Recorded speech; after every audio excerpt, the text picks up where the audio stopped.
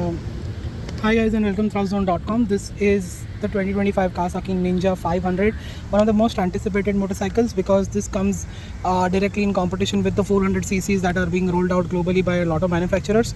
Aprilia is finally here, and KTM has always been there, and there is now talks of BMW also coming in. But Kawasaki has always had the Ninja 300 and the 400. The 400 has been discontinued surprisingly, and technically the Kawasaki is out of the 400 race at the same time. The 500cc here is on par with a lot of power figures and other things that puts it in the segment altogether.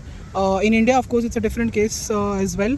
Let me tell you all about it, but as always, let's begin with the design. There's nothing much about it. There are a lot of similarities with the 400 and in fact the 650 as well, because primarily it's based on that platform, but the front end headlight is quite new and very unique and very futuristic at the same time.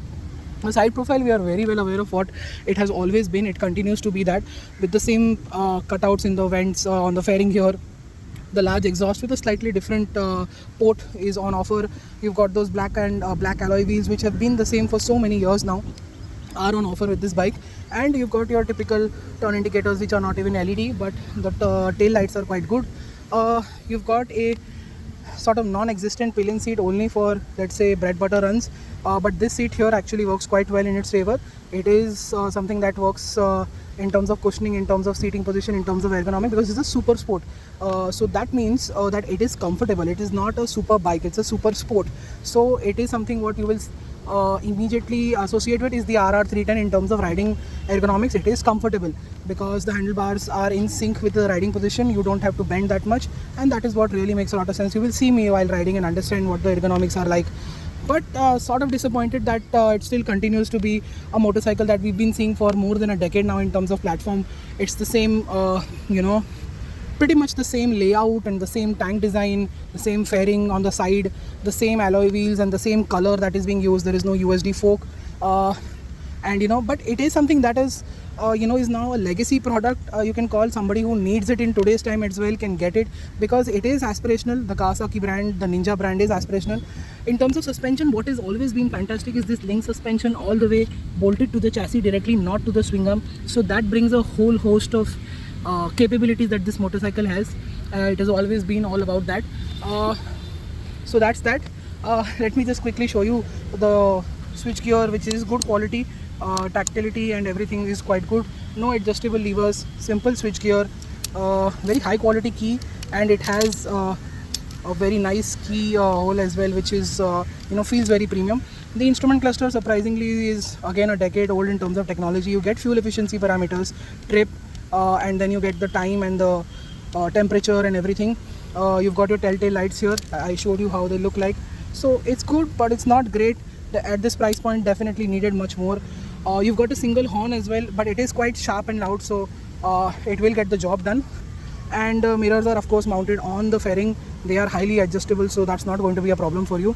And yeah, that's what the bike is, in terms of design, ergonomics and features. Let's quickly go to the riding part and tell you all about it.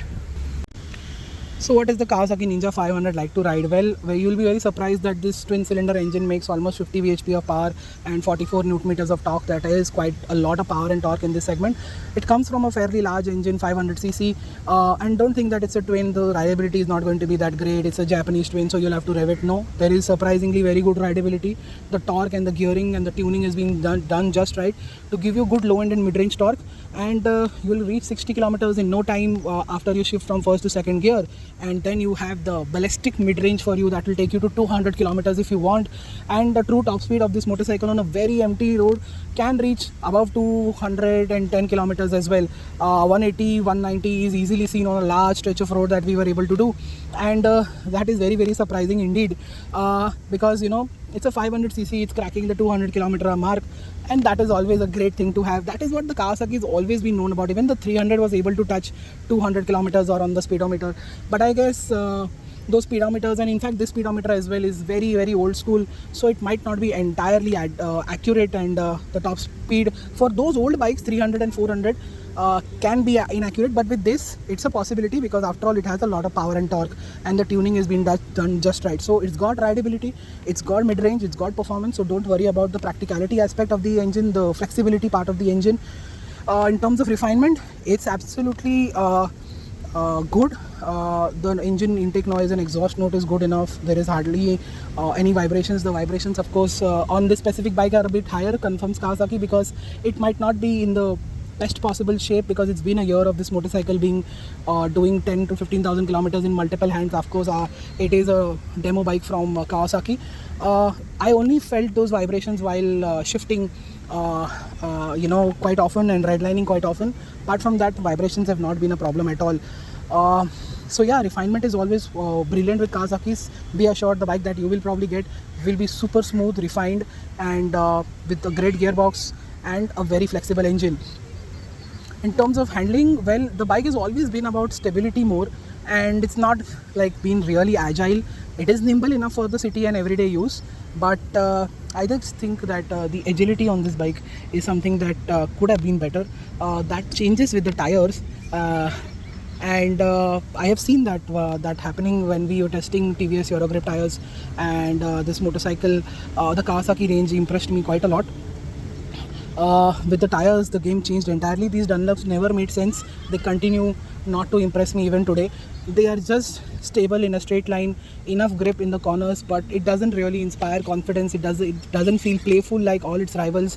It's just a stable motorcycle in the corners as well as on the straight line. So yeah, that's what the Kawasaki motorcycles and the Ninja motorcycles below the 650 space have always been. This platform is the same. Largely that stability comes from how the forks have been tuned and how the link suspension that has been on this motorcycle platform for almost more than a decade now is working wonders for it, and that's why it's a safe bet, it's a reliable bet. You can of course consider thinking that I'm getting an Aprilia RS or for whatever 457 twin motorcycles for almost 1.5 2 lakh rupees cheap. Please realize that it might be a good price. The motorcycle might be a much better fun motorcycle, but it is something that is not proven to be reliable. But on the other hand, Kawasaki is bomb proof in terms of reliability. I keep saying these are the Toyotas of the two-wheeler world. They do not break down easily. The engine, the chassis, the simpleness, the uniqueness and the bulletproof behavior of this engine has made a lot of fans. I know many people who've been riding the 650 platform, which this pretty much is based on, and the 300 400 that they've ridden for almost 75,000 kilometers and plus, even 1 lakh kilometers and plus, and the engine still starts like how it started at the showroom when they took the delivery. So reliability is top notch. In fact, it is much better than most of its Japanese rivals in that regard as well. So it takes that one step ahead as well, because after all you are paying a lot of money for this motorcycle. Just change the tires, the brakes will also feel better, the agility also will become better, the playful character will entertain you a bit more, not as much its rivals such as the KTM or the upcoming BMW or any other bike, but it will surely give you peace of mind, a little bit more fun, and most importantly stay reliable throughout.